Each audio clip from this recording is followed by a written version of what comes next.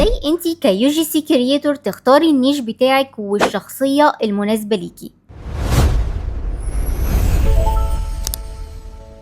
تخيلي ان في بنتين بدأوا يو جي سي كونتنت في نفس التوقيت، الاتنين عندهم نفس الموبايل ونفس الإضاءة ونفس الوقت كمان، لكن الأولى بعد 3 شهور بقى عندها قائمة براندات بتجيلها بانتظام وبتشتغل معاهم، أما التانية للأسف لسه بتبعت رسائل لحد الآن ومحدش بيرد عليها. طيب ايه الفرق بين الاتنين؟ هل الفرق في الموهبة؟ الفرق في الشكل؟ أو حتى في جودة الفيديوز؟ عايزه اقولك ان الفرق بين الاولى والتانية ان دي اختارت صح وفهمت هي عايزه ايه وتوصل لمين، انما التانية ما زالت بتختار عشوائي ومش فاهمه هي عايزه ايه بالظبط. بس انا معاكي النهارده وهخليكي ازاي تختاري صح.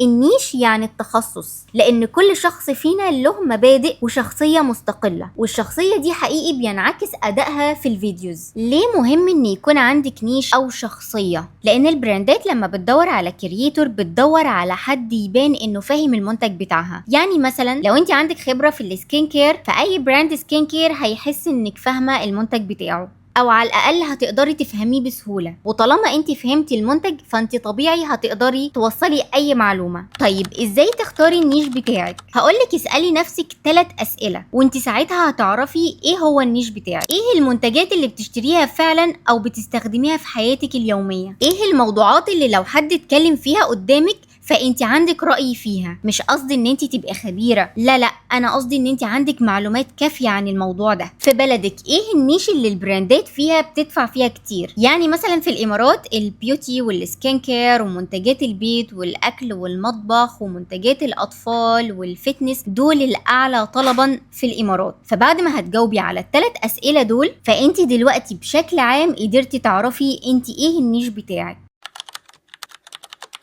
دي مش حاجة انت بتخترعيها، شخصيتك الحقيقية لو اشتغلتي بيها في اليو جي سي كونتنت حقيقة هتنجحي نجاح باهر. اهم حاجة ما تكونيش فيك. طيب لو انت جيتي قلتلي دلوقتي انك مش عارفة او مش عايزة تظهري قدام الكاميرا، ولا عارفة حتى تتكلمي ازاي، ولا انتي انفلونسر، وانا هقولك كويس جدا ان انتي مش انفلونسر. ليه بقى؟ لان الشخصيه في اليو جي سي كونتنت مش شخصيه مصطنعه، وكنا اتكلمنا عن الموضوع ده كتير في الحلقتين اللي فاتوا. ولا حتى لازم تكوني مبهجه طول الوقت ولا مثاليه. الشخصيه اللي البراندات بتدور عليها في اليو جي سي كونتنت هم بيدوروا على بنت حقيقيه بتتكلم عن منتج جربته بالفعل وبتتكلم بكل بساطه، ومش شرط خالص تظهري قدام الكاميرا عشان تنجحي. والدليل ان انا وغيري كتير جدا بحمد الله نجحنا نجاح باهر من غير ما نظهر بوشنا خالص. فلو انتي طبعك هاديه عادي جدا اتكلمي بهدوء، ولو انتي شخصيه بتحب الهزار وهكذا خليكي على طبيعتك. الشخصيه اللي ما بتنجحش في اليو جي سي حقيقي بجد الشخصيه الفيك، اللي الظاهر انها بتحاول او بتقرا من ورقه، او اللي مش مصدقه او مقتنعه باللي هي بتقوله. خليكي زي ما انتي، حددي نفسك من دلوقتي. عندك ورقه وقلم او نوت على موبايلك، المهم تكتبي لي اجابه السؤالين دول. الاول اكتبي 3 منتجات موجوده في بيتك او في حياتك عموما، اي حاجه. تاني حاجه من ال3 دول ايه اللي لو حد سألك عنه تتكلمي فيه بشكل طبيعي من غير ما تفكري. الاجابه على السؤال التاني ده النيش بتاعك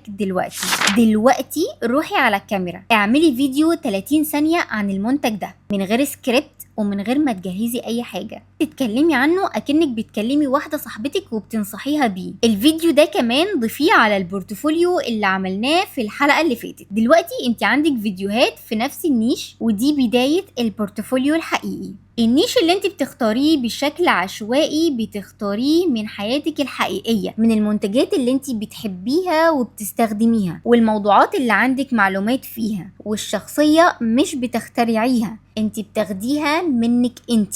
اللي انت عملتيه النهاردة ده انك خلاص حددتي النيش بتاعك وبشكل حقيقي، وعرفتي انت ايه بالظبط وبتحبي ايه. احنا كده خلصنا الجزء الاول واللي هو الاساس لليو جي سي. من الحلقة الجاية هندخل في تفاصيل عملية اكتر، اللي هو ازاي تتواصلي مع البراندات، وازاي تسعري شغلك صح، وازاي تبني اسمك في السوق خطوة بخطوة. اشتركي دلوقتي في القناة عشان لازم تشوفي الحلقات الجاية. ولو تعرفي حد من اصدقائك مهتم بالمجال ده وعايز يحقق دخل كويس او يعمل شيفت كارير، اعملي له شير للفيديو ده دلوقتي واستني الحلقة الجاية.